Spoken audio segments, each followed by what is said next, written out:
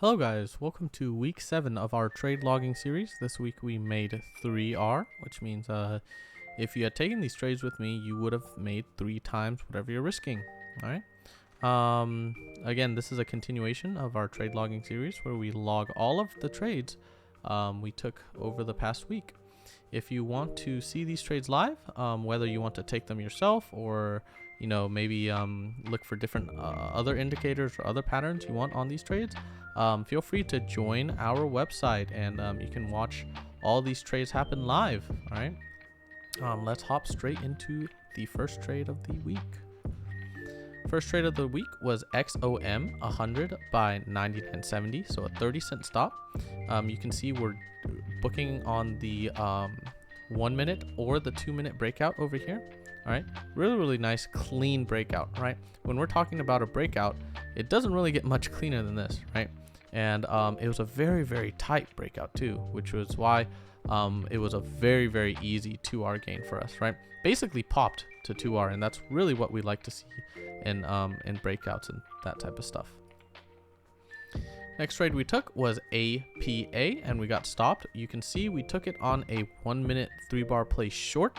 It is very sloppy because you can argue that this bottoming tail is too far down, okay?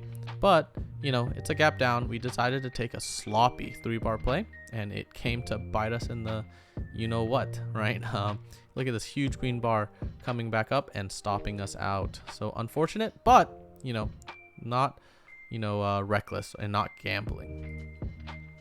Next one we took was CVNA 36 by 35. And we stopped out of this thing. We took this on a 1 minute 3-bar play. Okay, as you can see, or not 1 minute, excuse me, 2 minute 3-bar play.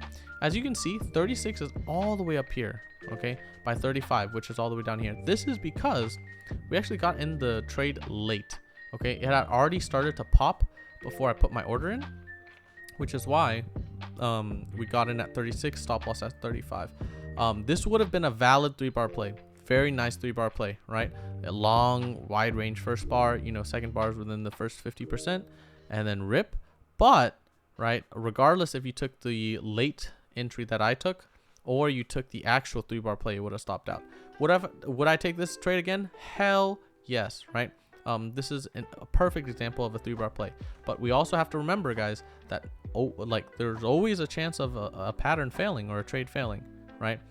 Which is why we use our money management skills and our trade management skills and all that type of stuff that we explain in the course, right?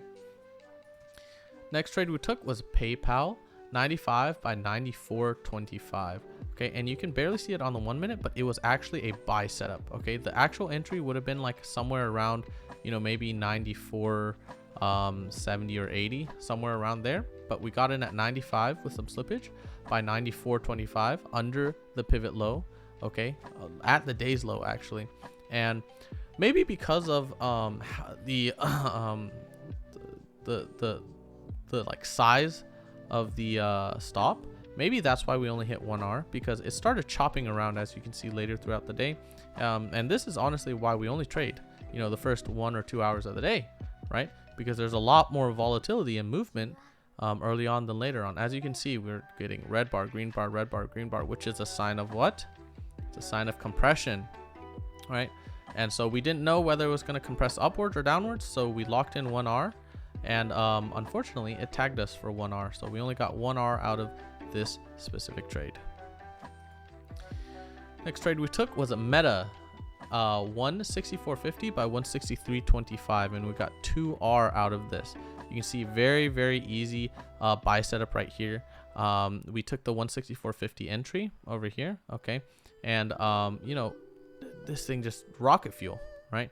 Didn't even took our shares, went up and didn't even look back, right? I got out 2R, and really great trade here, right? So nothing really to be said about this. And honestly, guys, during these logs, right, this series that I'm doing, logging all the trades, you guys should be more interested on the ones that I fail, right, the patterns that fail or the trades that fail and why they failed, than the winners, right? Because it's really easy to spot a winner, right? But it's harder to understand and learn from your failures, right? So next one we took was Google or alphabet, sorry, 110.50 by 110. All right, so a 50-cent stop. As you can see, we took this off of the breakout on the 1 minute as well. 110, right, by 110.50 up here by 110, and you know, it never really broke out. You know what I mean? This thing popped a little, just enough to trigger us in, and then just came all the way back down. Right? We were looking for a 50% retracement buy setup here, right? 50% retracement buy setup here. It did compress a little bit, pull back all the way to 50%, but unfortunately it decided to compress and pop lower, which, you know, nothing we really could have done about it. I remember also as well, Google had, or Alphabet had like insane strength to the market, which is why we took, you know, a mediocre pattern, right? But, you know, what I want everyone to learn from this is that, you know, where did it pull back to? 50% right here, right? 50% of the initial move, right? So we stopped out on GOOG. Next trade we took was AMD, 81.33 by 81.83 short. Okay. 81.33 is about right here, and 80. So we took it at a, as a breakdown, right? 81.33 would be about here, yeah, as a breakdown, right? We were hoping that it would pop lower, and it did, right? We can see that we took it, we got in right at this resistance over here, okay, and then dropped all the way lower down to 2R. Very, very painless trade, very, very easy trade. Nice gap down. I remember this trade. I remember AMD this day. Very, very nice gap down, yeah, made 2R for us. Next trade we took was Microsoft MSFT, 261.86 by 261.21, and we got stopped out of this thing. You know, we were banking on the breakout once again early in the day, and it faked us out, right? Popped over our entry at 262 basically, right? And then stopped us out at 261.21. Very, very big shame. Would I have taken this specific trade again? Probably not.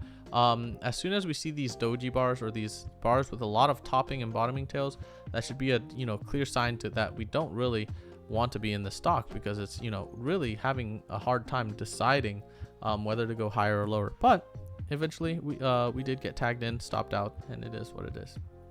And that is all of the trades we took this week. I think we took around 5 or 6 or 7 trades this week. You know, 3 times your risk for 7 trades, right, is very, very nice. This video is going to come out a little later than usual because I was out Saturday and Sunday, so it will be coming out on Monday. All right, so if you do want to see all these trades live, join our website, right? Right now you can watch from the beginning to the end, right, my daily routine every day live at averagetrader.live. All right, and feel free to join our Discord if you have any questions, or you want to learn learn new things about day trading and stuff like that, right? We have a very, very active community there. Okay, otherwise, I hope you guys have a nice break, and I will see you guys next week for the continuation of our trade logging series. Have a nice day, guys. Bye bye.